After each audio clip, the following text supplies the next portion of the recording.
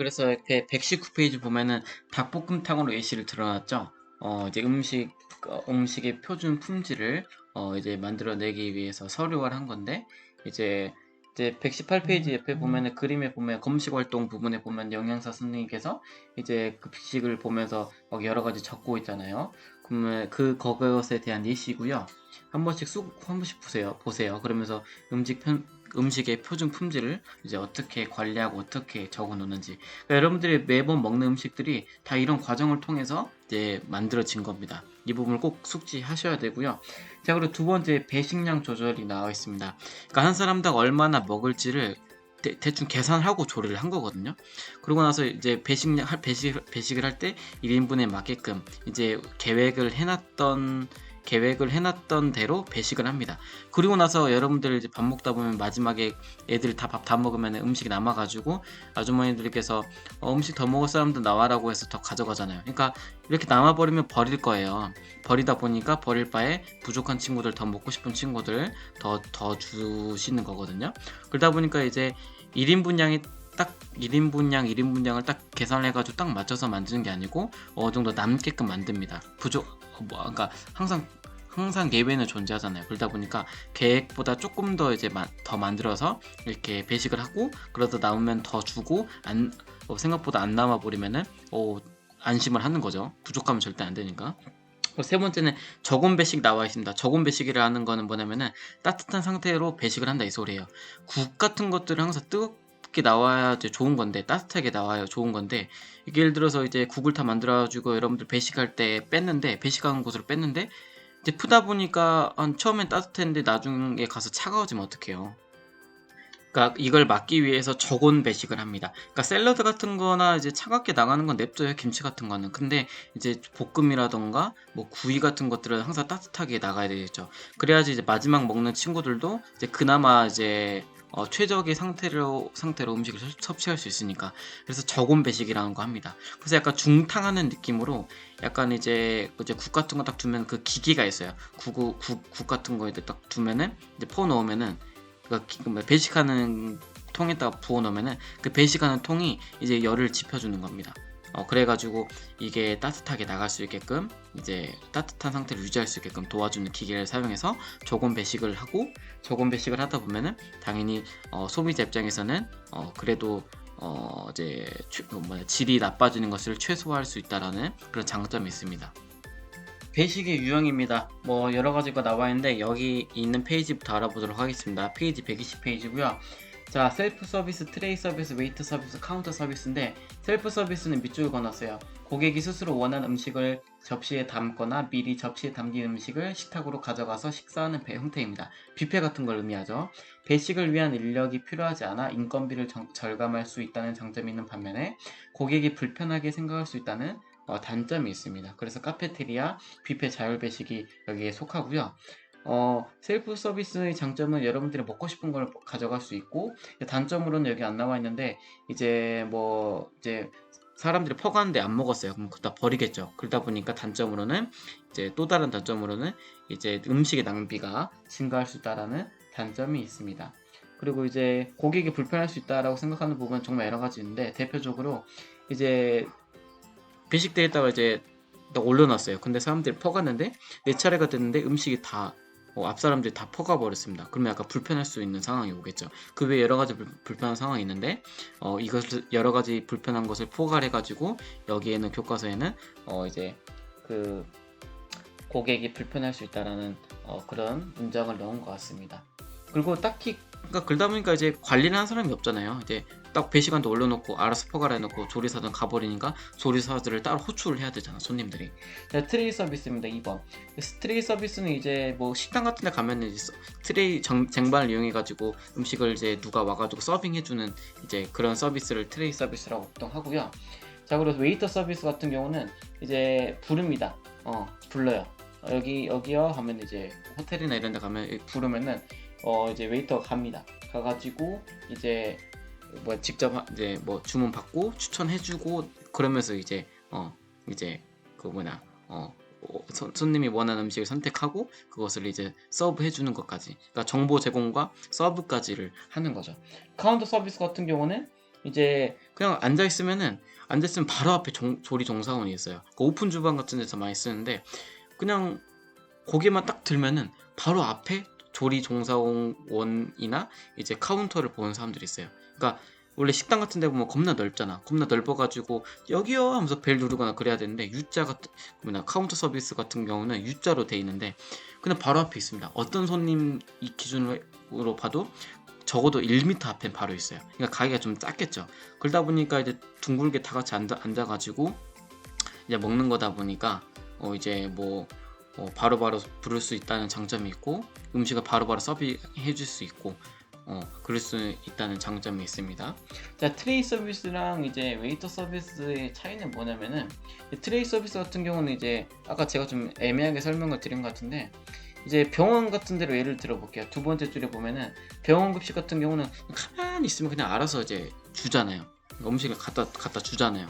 그러니까 병원식이나 이런 데는 알아서 갖다 주는데 웨이터 서비스 같은 경우는 직접 부르고 메뉴에 대한 그 소개를 받고 선택할 수 있게 도움을 받고 선택을 하고 음식을 서브해 주는 것을 웨이터 서비스라고, 트레이 서비스 같은 경우는 가만히 있으면은 형식적으로 가져다 주는 거, 병원 급식 같은 거 그거를 트레이 서비스로 예로 들겠습니다. 정정할게요.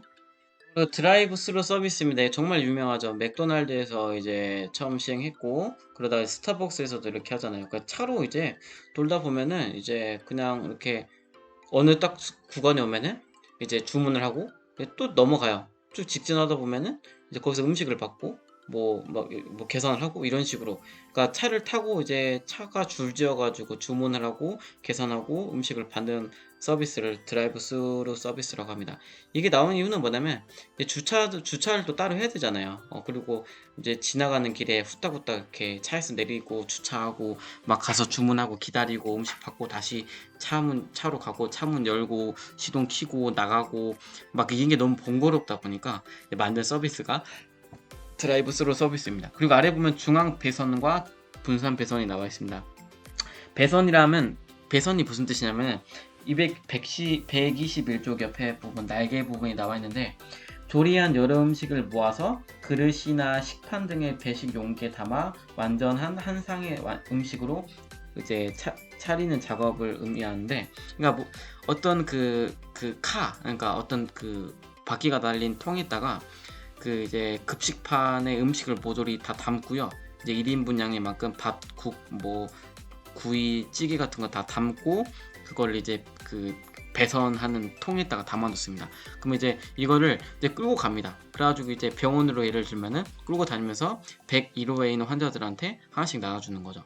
그리고 다 나눠줬으면은 이제 그 차를 끄고 쭉 갑니다. 그리고 102호에 또 이제 그걸 하나씩 주기만 하는 거죠. 그러니까 배선이라고 하는 거는 배식을 따로 할 필요가 없는 거예요. 그러니까 1인분 양을 급식판에다 다 담아놓고 다 담아놓은 것을 여러 가지를 이제 여러 가지 담은 급식판을 이제 배선차에 올려놓고 그거를 끌고 가가지고 바로바로 급식판을 주기만 하면 됩니다. 환자들한테. 그래서 편하죠. 그래서 중앙 배선과 분산 배선이 있는데 중앙 배선 같은 경우는 이제 그 병원의 그 이제 조리 시설이 있잖아요. 조리하는데 그 조리하는 시설에서 이제 모조리 이제 다 담아놓습니다. 그러니까 한 군데서 일을 하는 거예요. 그래서 이제 첫 번째 배선차는 이제 1층으로 가고 두 번째 배선차는 2층으로 가고 이런 식으로 이제 뿌리는 겁니다. 근데 이제 분산 배선 같은 경우는 이제 배선하는 구간이 다 정해져 있어요. 그러니까 조리를 하는 구간은 뭐 1층 뭐 오른쪽 끝에 복도 끝에 있다고 해요. 조리한 시설이. 근데 배선하는 공간은 층마다 있는 거예요. 그러니까 조리한 음식을 중앙 뭐 1층 오른쪽 끝에서 이제 주방에서 음식을 만들고 이거를 이제 2층에 갖다 줄 양을 구해 가지고 올려 보내기만 하면 돼. 3층에도 올려 보내기만 하면 돼. 그러면은 이제 2층과 3층에 있는 배선 구역에서 그 음식을 이제 주방에서 받았잖아요. 그걸 받아 가지고 1인분 양으로 나눕니다. 그리고 나서 이제 층마다 이제 일을 하는 거죠.